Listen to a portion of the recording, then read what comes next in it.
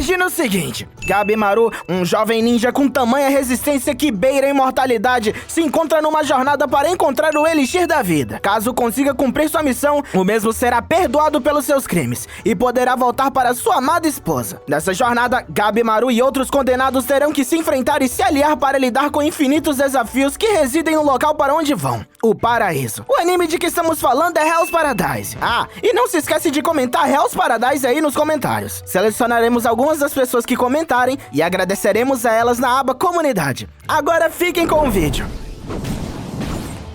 Começamos ouvindo a história de um homem, que se diz ser conhecido como Lâmina Dragão, sendo um dos homens mais fortes que existem. Nessa história, ele caminha até um tal Lorde, um que se gabava de possuir uma enorme mansão. Na frente da mansão, havia até mesmo uma arte de um dragão. Por moradia e comida, o Lâmina Dragão decidiu lutar por esse homem. Enquanto os dois estão bebendo, o dono da mansão o desafia, falando ao Lâmina Dragão que mesmo sendo forte, o mesmo seria incapaz de matar um dragão, o que o deixa irritado. Sua raiva foi tamanha que o mesmo cortou ao meio o enorme dragão na fachada da mansão do Lorde. E acabou que foi isso que o fez ser preso e condenado à morte. O seu monitor, que se encontra a seu lado nas terras de Shisenkyo, diz ao Lâmina Dragão que nunca o entenderá. Sua personalidade irritadiça é um tanto quanto estranha, e isso o incomoda. O homem apenas ri e concorda. E termina a história, falando mais sobre como todo o clã do Homem da Mansão o seguiu e o capturou. Terminando sua fala, dizendo que não se arrepende de nada. Novamente, seu monitor se diz incapaz de o compreender. O Lâmina Dragão,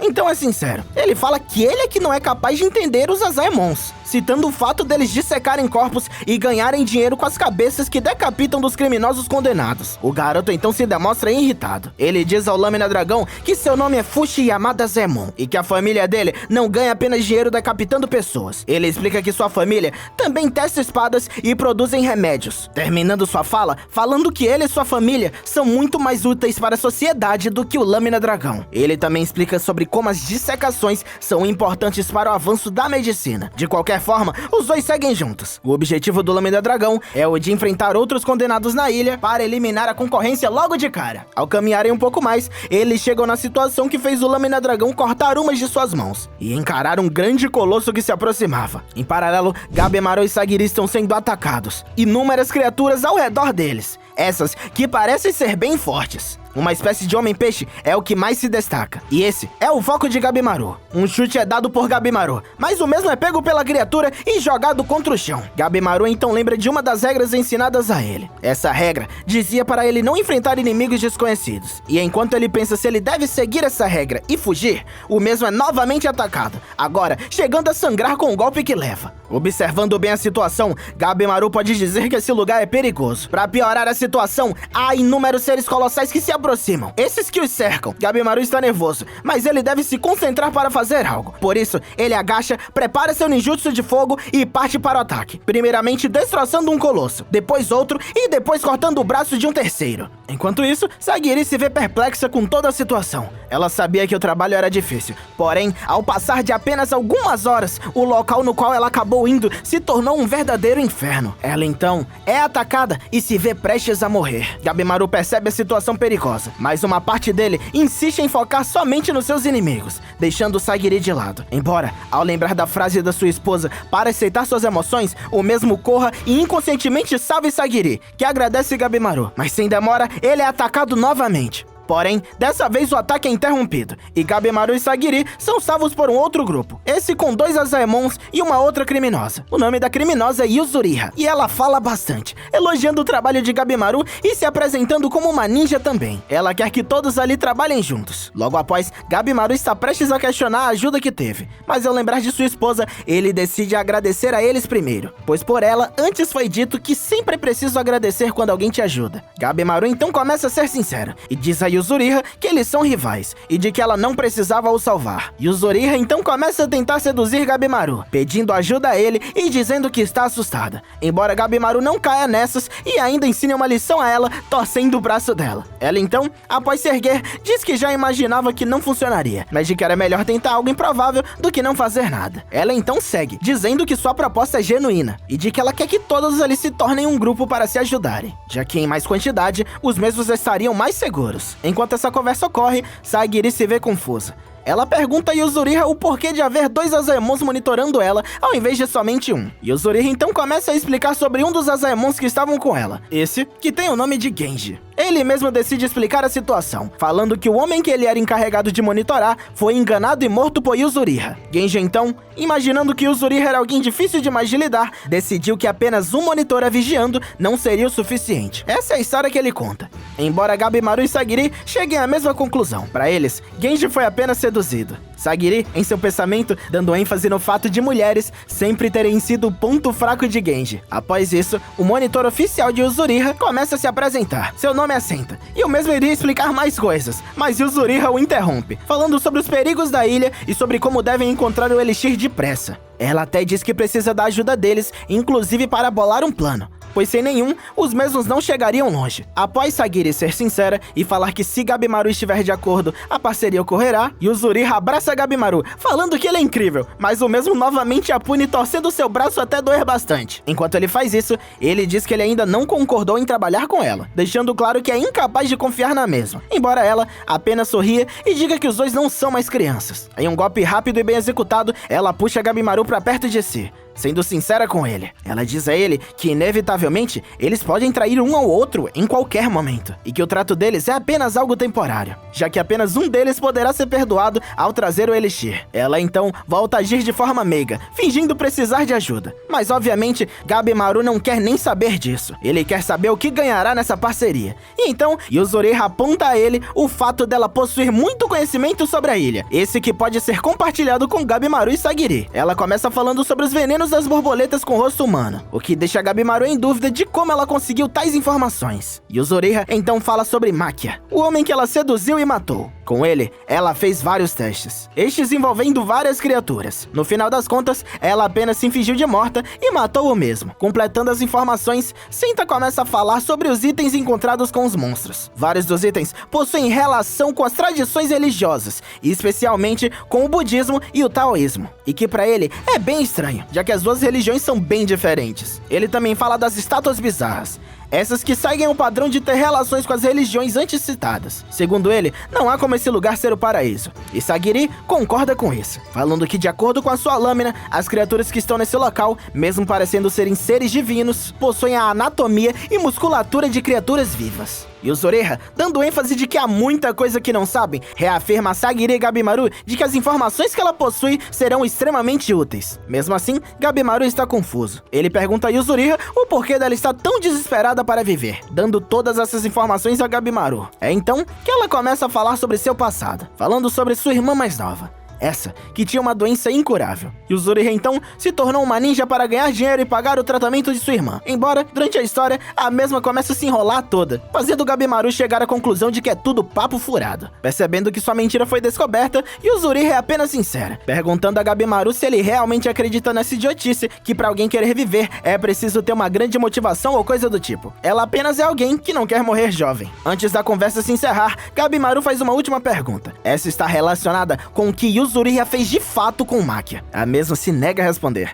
falando a Gabimaru que querer se meter na vida dos outros vai acabar o matando. Gabimaru então aceita o acordo, mas quando isso ocorre, Yuzuriha o abraça e o agradece assim como antes. E Gabimaru, como sempre, a segura pelo braço e a faz pagar, dizendo que é um homem casado. Sagiri se sente tonta em meio ao caos, e enquanto ofega e se questiona sobre sua capacidade nessas terras, a mesma desmaia. Enquanto isso, vemos o passado de Toma, este que está demonstrando a sua habilidade de corte. Por todos, é notado sua incrível aptidão, tendo se juntado ao clã Asaemon há apenas um mês. Ele então, após ser reconhecido, finalmente pode escolher quem ele quer decapitar, escolhendo Choubei como aquele que ele quer matar. Ele então vai até a cela de Choubei, e lá revela que é o irmão do mesmo.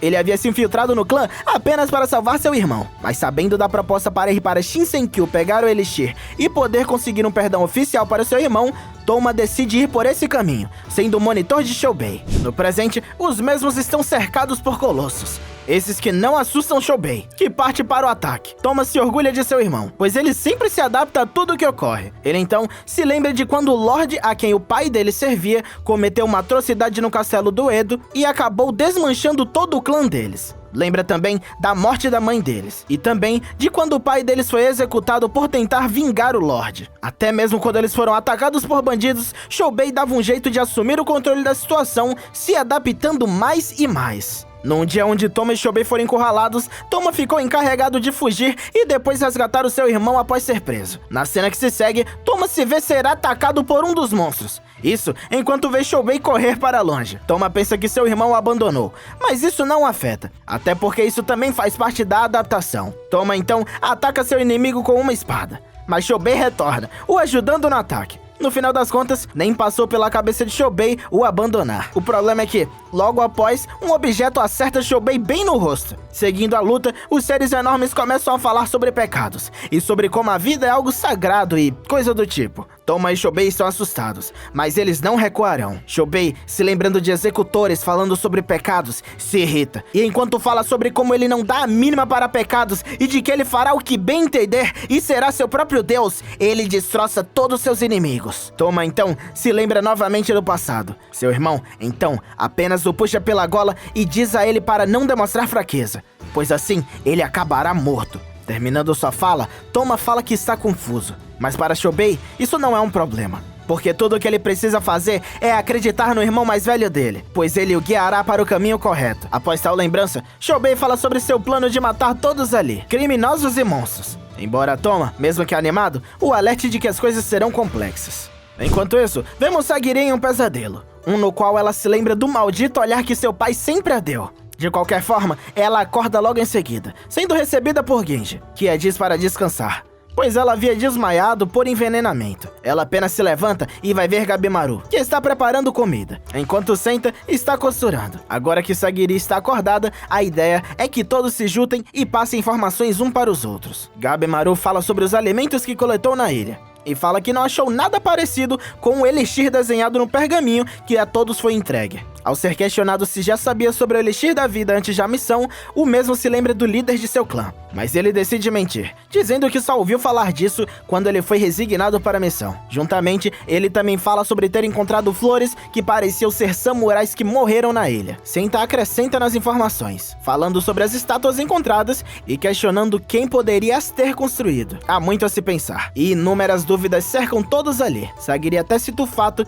de que os seres enormes que antes enfrentaram não tinham órgãos, inclusive nem órgãos reprodutores. Todos, em algum momento da conversa, concordam que os seres daquela ilha são uma mistura de culturas e ideias, todos quase como deuses deformados que beiram o incompreensível. É então dito por Senta que o plano a partir de agora será descobrir como vivem os seres que eles enfrentaram, pois talvez eles sejam a pista principal sobre o elixir da vida. No pôr do sol, Genji e Sagiri se encontram a sós, Genji propondo a Sagiri que vá embora, falando sobre como ela é uma mulher e que o objetivo dela, antes de ser uma guerreira, é na verdade se casar com alguém para dar continuidade ao clã Yamada. Ele até elogia como executora, embora ache que ela não está apta para combate. Durante a conversa, Senta aparece. Enquanto ele se aproxima, ele pergunta a Genji se mandar Sagiri de volta para casa seria de fato algo viável. Até porque, até onde sabem, ninguém conseguiu voltar dessa terra maldita. Durante a fala, vemos Tenza, um dos Asaemons que está tentando fugir da ilha com seu prisioneiro. Esse que tenta o ajudar a navegar melhor. Tenza se surpreende com a sabedoria do garoto, justificando essa sabedoria com o fato do garoto ser um dos Sanka, um povo das montanhas. Mesmo fugindo, o garoto não está muito animado, pois mesmo se Tenza conseguir fugir junto com ele, por não ter trazido o elixir, ele será executado. Mas Tenza é positivo. Ele fala que pedirá o shogunato para que o garoto seja perdoado. Ele então chama o garoto pelo nome. Seu nome é Norugai. Após avançarem um pouco mais, os dois avistam o navio. Tenza se animando bastante ao ver isso, mas logo o mesmo percebe que o navio está destroçado. Sua esperança de sair começa a se esvair, enquanto ele e Norugai se veem cercados por inimigos, esses que os atacam de imediato. Inúmeros tentáculos aos seus arredores os ameaçam, mas eles decidem seguir em frente. Norugai começa a se lembrar de seu passado e de como ele inocentemente atraiu pessoas para sua vila. Pessoas essas que assassinaram todo o seu grupo. inclusive o seu avô. Na prisão, Tenza olhou para Norugai e disse que de nenhuma forma concordava com a punição dada a ele, e de que os dois poderiam evitar a morte dele caso fossem até Shinsenkyu em busca do Elixir. Voltando ao presente, Tenza vê Kisho na sua frente, este que já morreu há um bom tempo. O seu corpo, que se encontrava num estado deplorável, é então despedaçado pelos tentáculos. E Norugai, ao ver o corpo de Kisho, se lembra de seu avô. Ele então, ao se joelhar, se culpa pela morte das pessoas que amava, desabafando com Tenza sobre isso, embora Tenza não consiga entender. A luta segue, Tenza protegendo Norugai enquanto o mesmo não se move. Tenza, que aparenta não entender bem os sentimentos de Norugai, decide ser sincero com ele. Ele não quer saber sobre a culpa que ele carrega, nem sobre as memórias que ele tem com seu avô. No momento, ele só quer uma resposta. Ele quer saber se Norugai quer viver ou não. É então que, com lágrimas em seus olhos, Norugai consegue dizer que sim, ele quer viver. Tenza dá uma espada para Norugai e os dois juntos seguem para o ataque.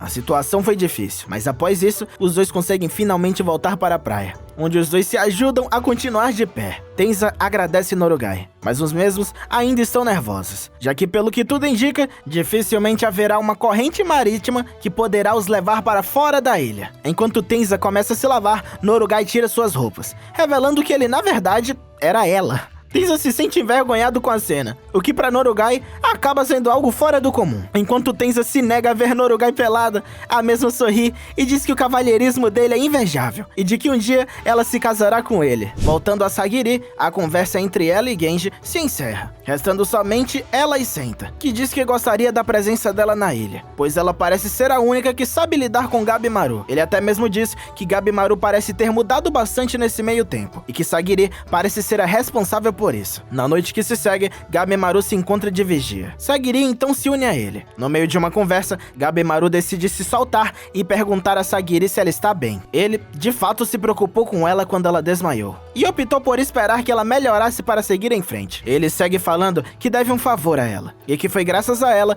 que ele pôde se acalmar, decidindo enfrentar tudo que vier de frente, sem fugir mais. Ele também diz que Sagiri é forte, mais forte do que ela pensa, até mesmo dizendo que ela possui uma força difícil de compreender. Diferente de como Genji a vê, ele acredita que ela realmente ainda pode mostrar seu potencial, dizendo que ninguém sabe a própria força até de fato experienciá-la. Essa conversa ilumina a mente de Sagiri, que decide continuar lutando. No dia seguinte, Sagiri novamente é cobrada por Genji, que quer que ela desista e vá embora. Mas Sagiri não desiste, mesmo se lembrando do olhar que o pai dava a ela, mesmo se lembrando de como todos falavam para ela desistir. Não, ela não pode fugir. Depois de tudo que ela passou, ela quer decidir seu próprio caminho, e sua escolha é lutar. Sagiri então se ajoelha e pede para que Genji a entenda, embora o mesmo apenas a despreze e tente a atacar. Mas para surpresa dele, Sagiri consegue pegar a espada da mão dele, demonstrando a sua habilidade. Isso irrita Genji, mas antes que ele possa fazer algo a mais, um enorme homem aparece atrás dele,